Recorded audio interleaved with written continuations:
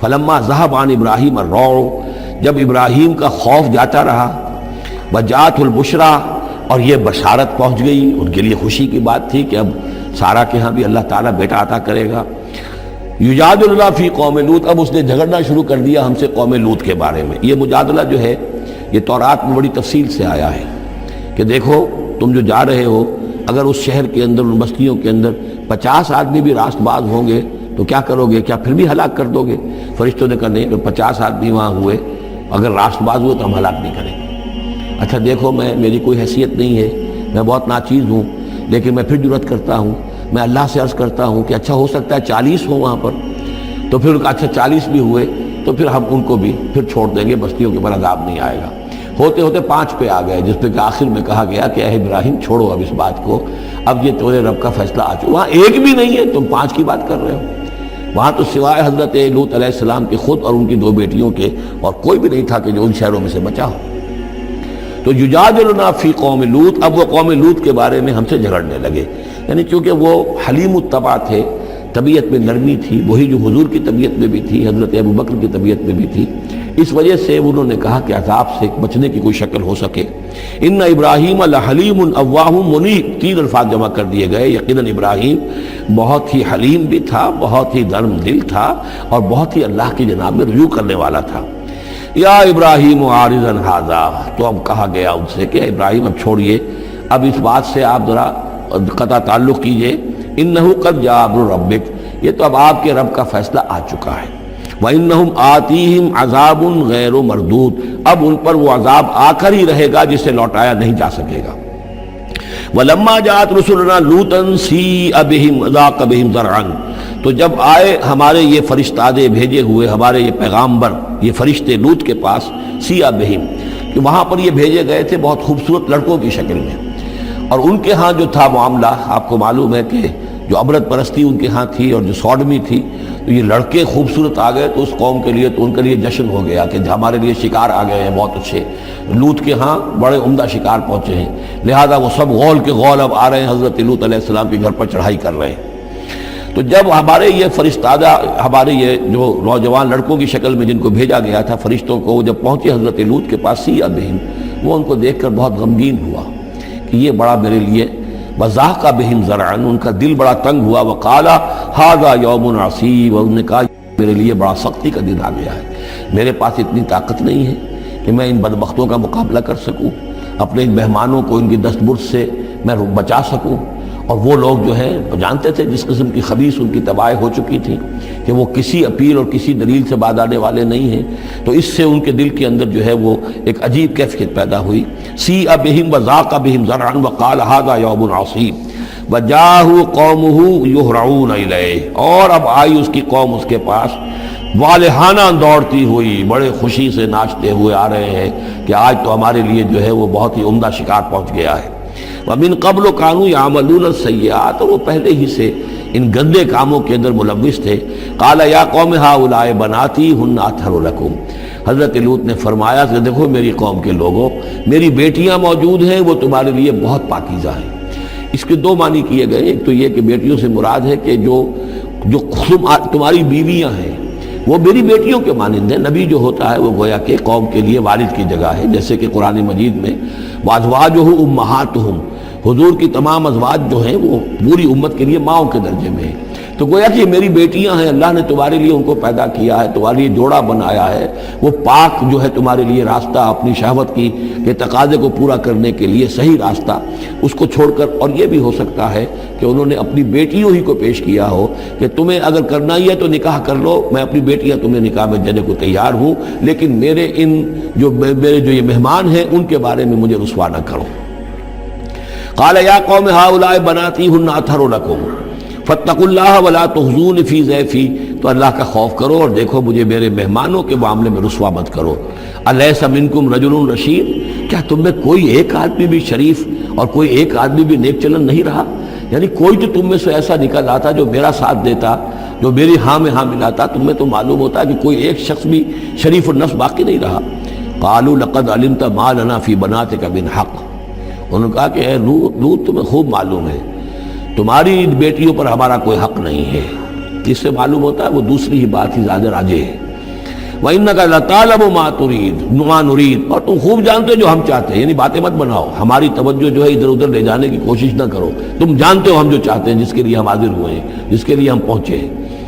قَالَ لَوْ أَنَّ لِي بِكُمْ قُوَّةً، انہوں نے کہا کاش کہ میرے پاس تمہارے مقابلے کے لیے کوئی طاقت ہوتی، او آوی الی رکن شدید، یا وہ کوئی قلعہ ایسا ہوتا جس میں مضبوط میں جا کر پناہ لے لیتا اور تم سے اپنے آپ کو اور اپنے مہمانوں کو بچا لیتا۔ یہاں ہے اصل میں حضور صلی اللہ علیہ وسلم کی ایک حدیث میں الفاظ آئے ہیں، یرحم اللہ لوطا لقد کان یاوی الی رکن شدید، اللہ تعالیٰ رحم فرمائے لوط پر، وہ ایک مضبوط قلعے میں تھے، اللہ تعالیٰ کی حفاظت تو انہیں حاصل تھی، لیکن یہ کہ اس وقت جو صورت بن گئی تھی ان کے لیے،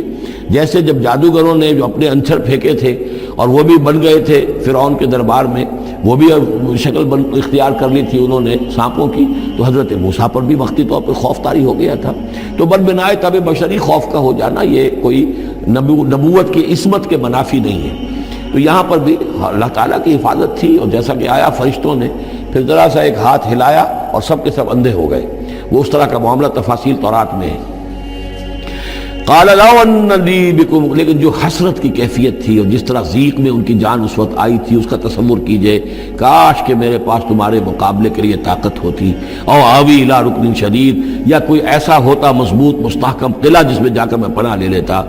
قالوا یا لوط انا رسول ربک، ان فرشتوں نے کہا اے لوط گھبرائیں نہیں، ہم آپ کے رب کے پیغامبر ہیں، بھیجے ہوئے ہیں، لن یصلوا الیک، یہ آپ تک پہنچ نہیں پائیں گے، آپ کو کوئی گردن نہیں پہنچا سکیں گے، آپ بالکل اطمینان رکھیں۔ فَأَسْرِ بِأَهْلِكَ بِقِطْعٍ مِنَ اللَّيْلِ، اور بھی رات کا ایک حصہ جو باقی ہے اس میں آپ اپنے اہل کو لے کر، اپنے گھر والوں کو لے کر نکل جائیے اس بستی سے۔ وَلَا يَلْتَفِتْ مِنْكُمْ أَحَدٌ، اور کوئی بھی آپ میں سے پیچھے نہ دیکھے، پیچھے توجہ نہ کرے، پیچھے کی طرف کوئی خیال نہ آئے کہ ہمارے دوست تھے اور ہمارے یہ تھے اور ہمارے عزیز تھے، اِلَّا امْرَأَتَكَ، اور آپ کی بیوی بھی ساتھ نہیں جائے گی، وہ بھی یہیں رہے گی۔ یہ دو بیویاں ہیں جلیل القدر پیغمبروں کی، جن کا ذکر پھر آئے گا بڑی وضاحت کے ساتھ سورہ تحریم میں۔ ایک حضرت نوح علیہ السلام کی بیوی اور ایک حضرت لوط کی بیوی، کہ یہ اگرچہ کہ کانتا تحت عبدین من عبادنا صالحین فخانتاہما فلم یغنیا عنہما من اللہ شیئا، اگرچہ وہ ہمارے دو بہت ہی نیک اور بہت ہی برگزیدہ بندوں کے تحت تھیں، ان کے گھروں میں آباد تھیں، لیکن یہ کہ انہوں نے خیانت کی، اور اس کے نتیجے میں یہ ہے کہ پھر وہ اللہ تعالیٰ کے عذاب سے ان کے شوہر انہیں بچا نہیں سکے، نہ حضرت نوح بچا سکے اپنی اس بیوی کو اور نہ حضرت لوط بچا سکے اپنی اس بیوی کو۔ الا امرأتک، سوائے آپ کی بیوی کے، انہ مصیبھا ما اصابہم، اس کے اوپر تو وہی مصیبت آ کر رہنی ہے جو ان سب پر آنی ہے۔ ان موعدہم الصبح، اور دیکھیے ان کے وعدے کا وقت صبح کا ہے، صبح کو وہ عذاب آ جائے گا۔ الیس الصبح بقریب، کیا صبح قریب نہیں ہے؟ یعنی اب جلدی کیجئے، اب آپ فوری طور پر یہاں سے اپنی بچیوں کو لے کر نکل جائیے۔ فلما جاء امرنا جعلنا عالیہا سافلہا، جب ہمارا حکم آ پہنچا ہم نے اس کے اونچے کو نیچا کر دیا، یعنی کسی بستی کو تلپٹ کیا جائے تو چھت نیچے ہو جائے گی اور جو بنیادیں اوپر آ جائیں گی، عالیہا سافلہا، الٹ کر رکھ دیا بستیوں کو۔ وامطرنا علیہا حجارۃ من سجیل، اور مزید ان کے اوپر ہم نے بارش برسائی کنکروں کی، پتھروں کی، یعنی یہ کہ ایک طرف تو یہ کہ کچھ زلزلہ آیا یا کچھ اور زمین میں دھماکہ ہوا، ایکسپلوژن ہوا جس سے وہ بستیاں الٹ گئیں، اور اس کے بعد یہ ہے کہ آسمان سے پھر بارش ہوئی ہے ان پر سجیل۔ یہ سجیل اصل میں فارسی کا لفظ ہے سنگ گل، سنگ گل یعنی یہ کہ مٹی جو ہے اگر کسی صحرا کے اندر تھوڑی سی پھوار پڑے اور زیادہ تیز بارش نہ ہو تو وہ ہر قطرے کے ساتھ تھوڑی سی مٹی مل کر وہ ایک چھوٹا سا دانہ بنتا ہے، اور وہ پھر دھوپ جب پڑتی ہے تو وہ پھر پک جاتا ہے، جیسے کہ کہیں آپ اینٹیں پکاتے ہیں اپنے بھٹیوں کے اندر، یہ پھر کہلاتی ہے سنگ گل، یعنی یہ پتھر تو ہے لیکن یہ پتھر نہیں ہے، یہ مٹی کے بنے ہوئے پتھر ہیں، کنکر ہیں۔ ان کنکروں کی بارش ہوئی جس کے اندر کہ اس کو بالکل دفن کر دیا گیا ان دونوں شہروں کو۔ منضود، تہ بر تہ، وہ جو بارش ہو رہی تھی کنکروں کی تہ بر تہ، مسومۃ عند ربک، اور وہ نشان زد تھے تیرے رب کی طرف سے، یعنی ہر ایک کے لیے معلوم تھا کہ کس کو کون سا پتھر لگنا ہے اور کون سا جو شخص ہے اس کی ہلاکت کس کے ذریعے سے ہونی ہے۔ وما ہی من الظالمین ببعید، اور یہ ان ظالموں سے کچھ زیادہ دور نہیں ہے، یعنی جو مشرکین مکہ ہیں، جو قریش ہیں اور عرب کے جو مشرک ہیں، ان سے یہ بستیاں کوئی دور تو نہیں ہیں، اس لیے کہ یہ جب جاتے تھے فلسطین کی طرف اپنے قافلے لے کر تو یہاں سے گزرتے تھے۔ قوم سمود کا مسکن بھی ان کے راستے میں آتے تھے، قوم مدین کا علاقہ بھی ان کے راستے میں آتا تھا، پھر یہ عمورہ اور صدوم کی بستیوں کے جو ہے یہ بھی کچھ ان کے جو آثار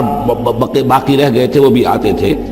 وَلُوطًا، اور ہم نے بھیجا تھا لوط کو، اذ قال لقومہ، جبکہ انہوں نے کہا تھا اپنی قوم سے، اتاتون الفاحشۃ وانتم تبصرون، کیا تم دیکھتے ہوئے فحش کا حرکت کا ارتکاب کرتے ہو؟ یعنی یہ بھی معلوم ہوتا ہے کہ ان کے ہاں یہ مسئلہ اس درجے گندگی کو پہنچ گیا تھا کہ علی الاعلان مجلس کے اندر یہ حرکتیں کرتے تھے۔ اَإِنَّكُمْ لَتَأْتُونَ الرِّجَالَ شَهْوَةً فِي دُونِ النِّسَاءِ، کیا تم مردوں کی کا رخ کرتے ہو شہوت کے ساتھ عورتوں کو چھوڑ کر؟ بل انتم قوم تجہلون، لیکن تم تو واقعتاً یہ کہ بہت ہی جہالت میں مبتلا ہو چکے ہو۔ فما کان جواب قومہ، تو نہیں تھا اس کی قوم کا جواب، الا ان قالوا، مگر یہ کہ انہوں نے کہا، اخرجوا آل لوط من قریتکم، نکال باہر کرو لوط والوں کو، لوط کے گھر والوں کو اپنے شہر سے، انہم اناس یتطہرون، یہ تو بڑے پاک باز لوگ ہیں، بڑے طہارت اور بڑی پاکیزگی رکھنے والے لوگ ہیں۔ فانجیناہ واہلہ، تو ہم نے نجات دی اس کو اور اس کے گھر والوں کو، الا امرأتہ، سوائے اس کی بیوی کے، قدرناہا من الغابرین، یہ ہم نے مقرر کر دیا تھا کہ وہ پیچھے رہنے والوں میں ہوگی۔ وَأَمْطَرْنَا عَلَيْهِمْ مَطَرًا، اور ہم نے ان پر ایک بارش برسائی، فَسَاءَ مَطَرُ الْمُنذَرِينَ، تو بہت ہی بری بارش تھی وہ کہ جو ان لوگوں پر برسائی گئی کہ جن کو خبردار کر دیا گیا تھا۔